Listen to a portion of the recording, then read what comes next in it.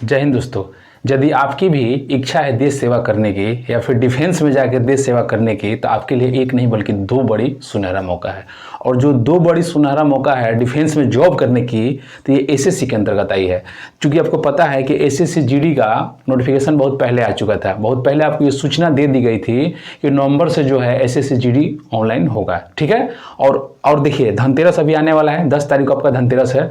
मान के चलिए कि धनतेरस के ही शुभ अवसर पे बहुत सारे लोग धनतेरस में जाते हैं तो मार्केट में सामान खरीदते हैं, मतलब अनेक प्रकार के सेलिब्रेट करते हैं। कोई लोग कुछ खरीदते हैं, कोई गाड़ी खरीदते हैं, कोई मतलब अलग अलग प्रकार के सामान खरीदते हैं। तो आपको अपने ज़िंदगी में क्या खरीदना है? खरीदना नहीं बल्कि अचीव करना है। क्या अचीव करना है, क्या लक्ष्य रखना है? तो पढ़ना है। तो आपके लिए धनतेरस के शुभ अवसर पे एक और सुनहरा मौका एसएससी जीडी में दे दिया गया। जी हाँ, आप बिल्कुल सही सुन रहे हैं। आपको धनतेरस से 2 या 3 दिन पहले बता दिया गया कि एसएससी जीडी की एक और भर्ती अगले साल आपको दी जाएगी। उसका डेट भी बता दिया गया कि कब से ऑनलाइन होगी, ठीक है, और उसका एग्जाम कब होगा। ठीक है, तो देखिए वीडियो को स्टार्ट करते हैं। हाँ, एक चीज और सुनिएगा, यदि आप चैनल पे पहली बार विजिट कर रहे हैं तो चैनल को जरूर सब्सक्राइब कीजिएगा, लाइक कीजिएगा, शेयर कीजिएगा। ठीक है, हम इस वीडियो में बात करेंगे एसएससी जीडी 2 भर्ती, यानी एसएससी जीडी की 2 भर्ती, एक 2023 वाली और एक 2024 वाली। देखिए समझते हैं।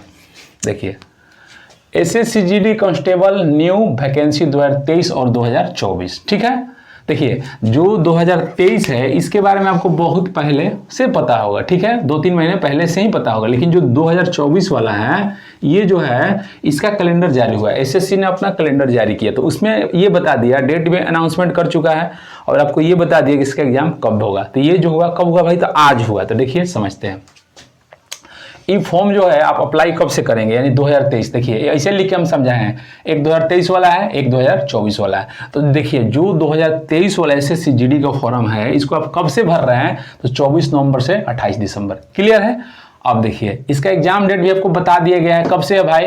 तो 20 फरवरी से, ठीक है, मार्च 2024 तक। ठीक है, यानी कि फरवरी में आपका एग्जाम कन्फर्म है कि स्टार्ट हो जाएगा और मार्च में एंड होगा। ठीक है, अब देखिए इसमें पोस्ट कितना है, कितना पद पर? तो 84,866। अब ये जो हम बता रहे हैं पद, देखिए यूट्यूब पे आपको बहुत सारा वीडियो मिला होगा। कहीं आपको मिला होगा 40,000, कहीं 50,000, कहीं 55,000, कहीं 60,000, कहीं 80,000, कहीं 84,000। तो देखिए हम जो बता रहे हैं 84,866 किस आधार पे बता रहे हैं? तो भाई आरटीआई के हिसाब से, जो आरटीआई लगाया गया था तो उसके अकॉर्डिंग जो आपका जवाब आया, आरटीआई का जवाब आया था, तो उसमें ये बताया गया था कि 84,866 पदों पे हम भर्ती देने वाले हैं। ठीक है, तो उसके अकॉर्डिंग हम आपको पद बता रहे हैं। ठीक है, अब देखिए ये तो आपका 2023 वाला हो गया। अब जो 2024 वाला है उसके बारे में हम बात कर लेते हैं। देखिए ये जो है कब से अप्लाई होगा भाई? तो 27 अगस्त से 27 सितंबर, यानी कि जो आपको एसएससी जीडी का जो फॉर्म है जो 2024 में आएगा। ठीक है, तो कब आएगा, कब से अप्लाई करेंगे? तो 27 अगस्त से 27 सितंबर 2024 वाला है। अब इसका भी एग्जाम डेट आपको दे दिया है, कब होगा भाई? तो देखिए दिसंबर 2024 में स्टार्ट होगा और जनवरी 2025 में खत्म होगा, यानी वही 1.5 से 2 महीना दिसंबर में स्टार्ट होगा और खत्म होते होते जनवरी आ जाएगा। आपको पता है कि देखिए एसएससी क्या करता है, अपना कैलेंडर पहले ही जारी कर देता है, तो उसमें आपको ये बता देता है कि हम कब इसका एग्जाम लेंगे। ठीक है, और इसमें वो भी ये भी बता देता है कि मतलब कब से फॉर्म को भरेंगे, कब एग्जाम लेंगे। ठीक है, चलिए आगे बात करते हैं।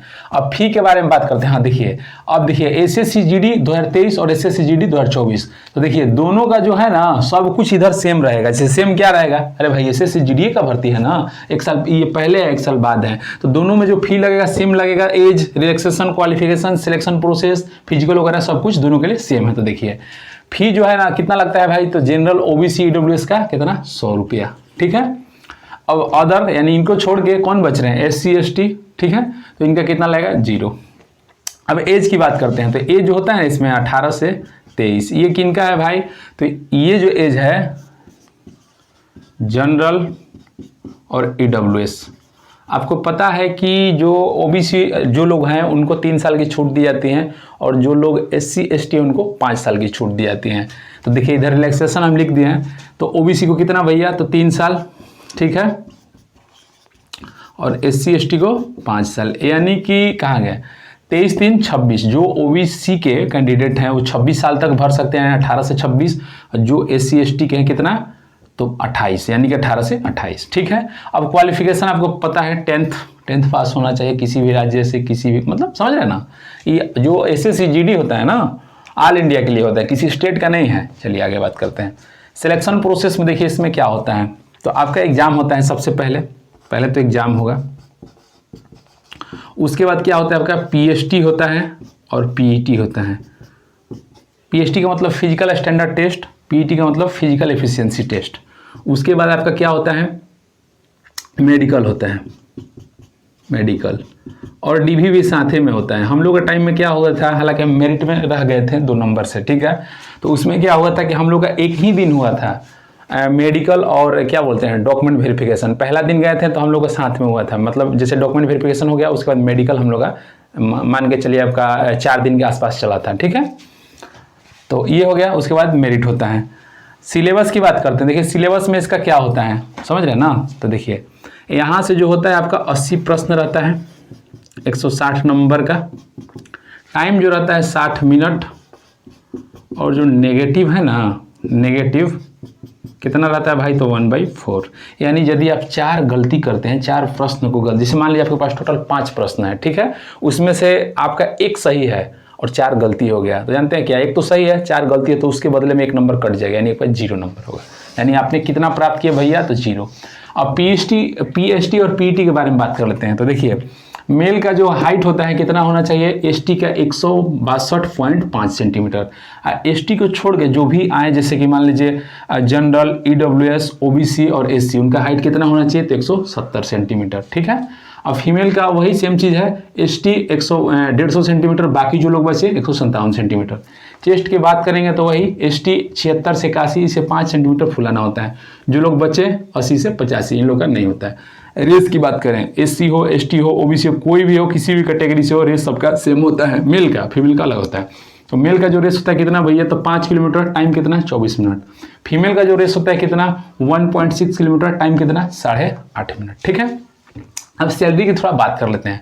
सैलरी जो होता है ना इसमें, एनसीबी का 18,000 से लेके 56,900। अब इसको छोड़ के, जैसे एनसीबी को यहाँ पे छोड़ दीजिए, तो छोड़ने के बाद कौन कौन बच रहा है भाई, बीएसएफ, सीआरपीएफ, एआर मतलब Assam rifle, ITBP, SSB, SSF, CISF. तो देखिए इन लोगों का जो सैलरी होता है ना, ये होता है 21,700 से 69,100 रुपया। इन लोगों का एनसीबी का थोड़ा सैलरी कम होता है, ठीक है। ये सब पोस्ट का नाम है।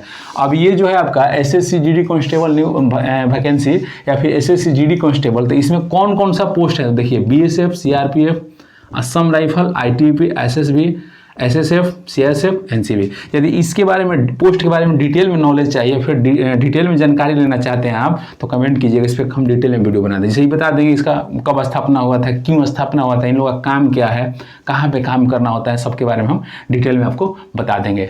बाकी सब कुछ हम समझा दिए, सब कुछ क्लियर है। यदि आपको कहीं दिक्कत होगा तो बेशक कमेंट कीजिएगा, कमेंट के माध्यम से आपको बताया जाएगा। चैनल पर यदि आप पहली बार विजिट कर रहे हैं तो चैनल को बस सब्सक्राइब कीजिएगा, लाइक कीजिएगा, शेयर कीजिएगा। मिलते हैं नेक्स्ट वीडियो में, तब तक के लिए जय हिंद।